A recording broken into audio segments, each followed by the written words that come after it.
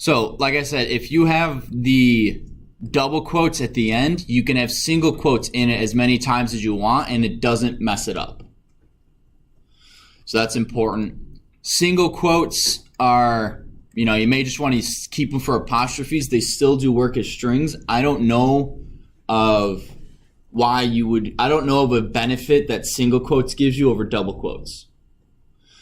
One last thing you can do. So when I was in college, I had to do two things.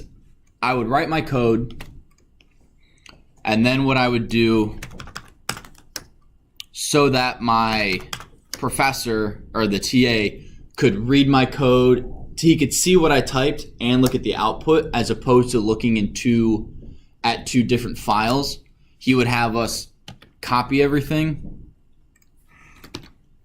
and then paste it. And then he would have us do this. 1, 2, 3. 1, 2, 3. Boom. So what this is going to do, please enter your age, 45. So he could then look at my code and it prints everything.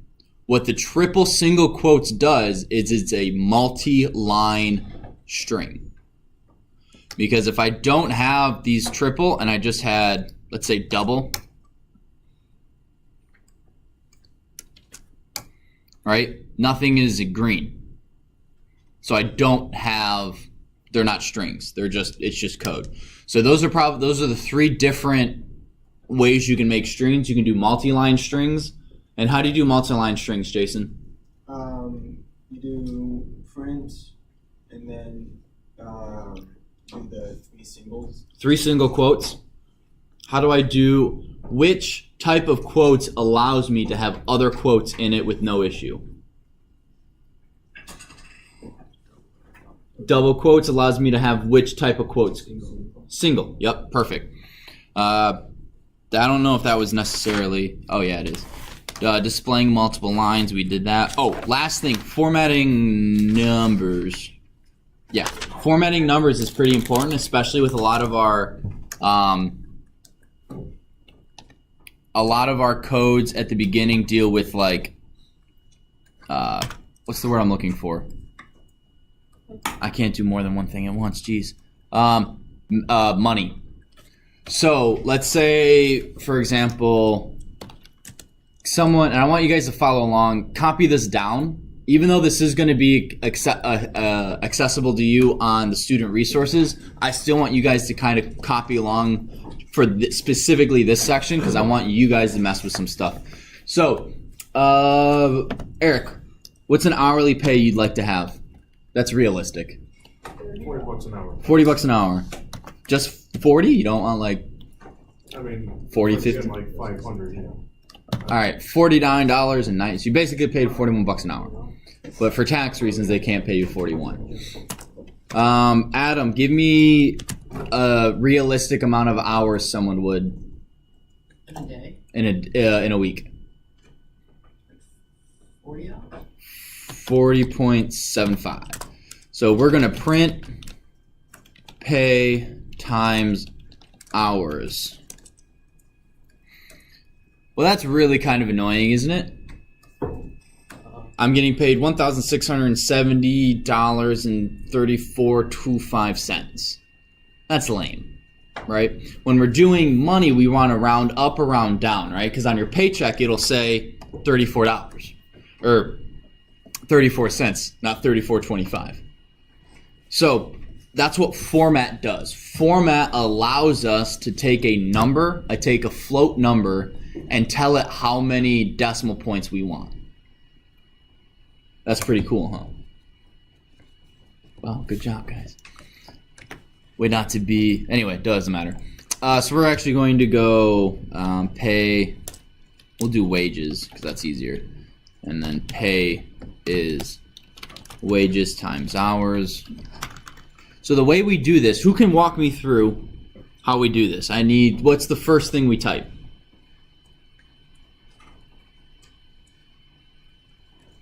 If we're formatting a number.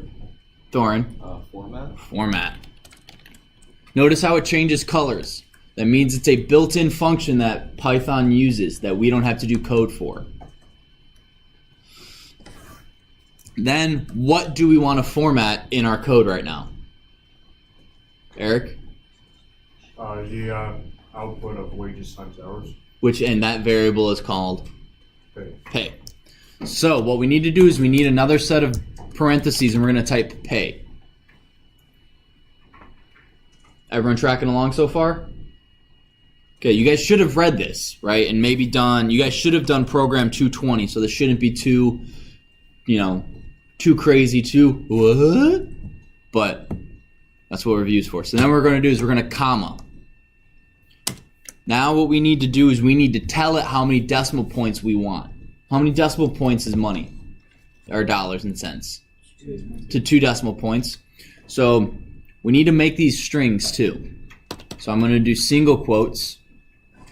I'm going to go .2f. What this means is I want 2 decimal places, decimal 2, and it's got to be a float.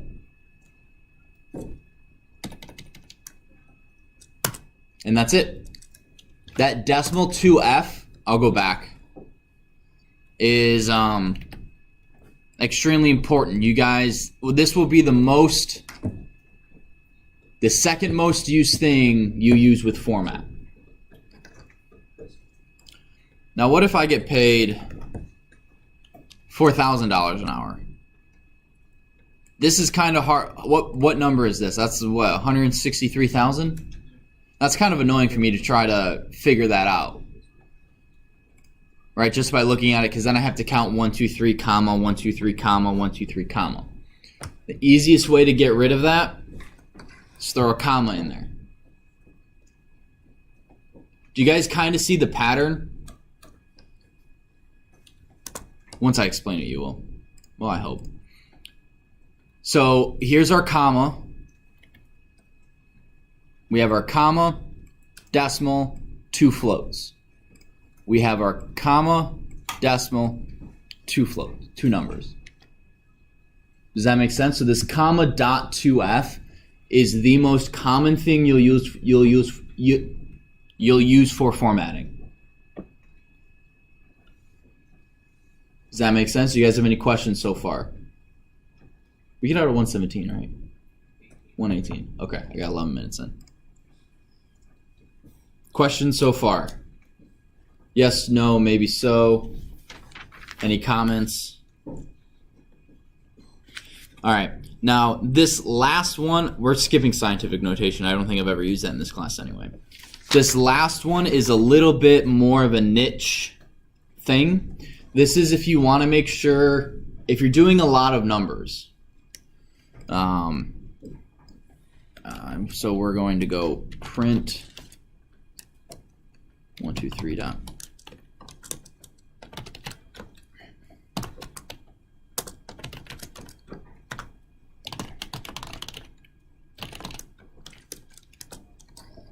That's if I'm trying to add these numbers up, or if I'm trying to do something, that's kind of weird because I have a 3, which is a 1, right? It's in the ones place, matched up with this bazillionth number or whatever, matched up with my hundreds place.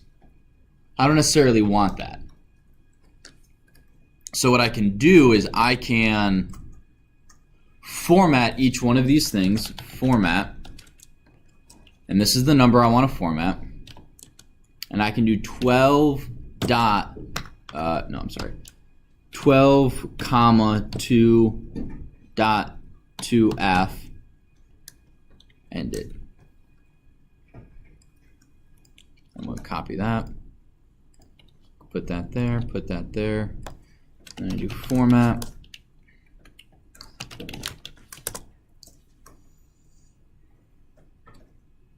Okay, so this number is too big. It's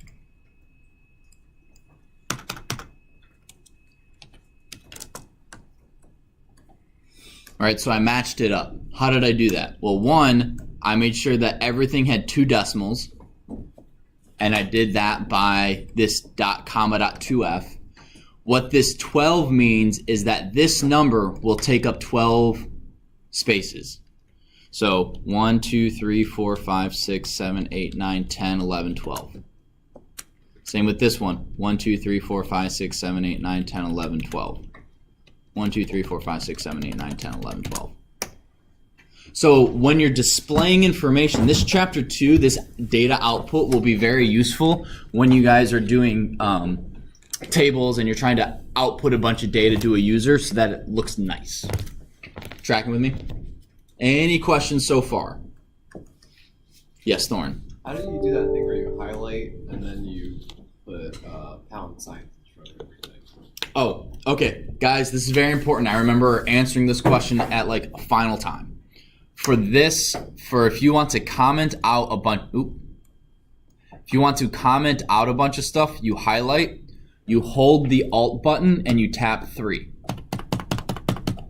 And every time you tap 3, it adds 2 hashtags, as Storm put it. Or no, you said pound sign. And if I hit 4, it takes them away. Okay, now one thing I want you guys to also see is that under format are a bunch of shortcuts to do a bunch of stuff. So if I want to indent a region, I hold Control and a bracket. This is useful for when we're doing, when we get a little further along and we have functions and if statements and things depend on indentation. Right now we don't need that, so it's just useful to know, but it will be useful. Dedent region, comment out region, and uncomment region. Those are probably the 4 that you'll use the most. So you want to memorize those and get used to those. Good question. All right, so that's it for chapter 2. We're not going to do named constants because that's just whatever. Ooh, the if statement. So, seeing as how I have 5 minutes, I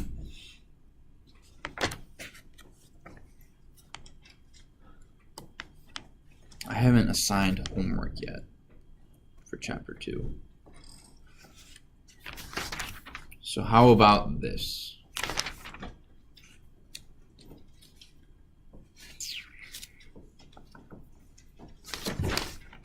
All right, so what I'm going to do is I'm going to go over briefly what an if statement is. We're not going to do any code. And then as you guys leave, I'll put the assignment for chapter 2 online, and it'll be due Monday. All right, it'll be multiple choice, a couple true or false, and 1 or 2 programming questions. Is that cool? All right, I'm glad Andrew thought it was cool. Andrew spoke for the class. I was going to say well, his name is Andrew King, so Andrew, all hail King. You're welcome. But seriously, any questions so far? Nothing? Wow, awesome. So, chapter 3 is on page 109. So, basically what an if statement is, it's saying if blank is true or false, we're going to do some code. So, we're going to say x is 10, and the code is if x is equal to 10, print yay. Now, you'll notice I'm using double equal signs here as opposed to a single equal sign here.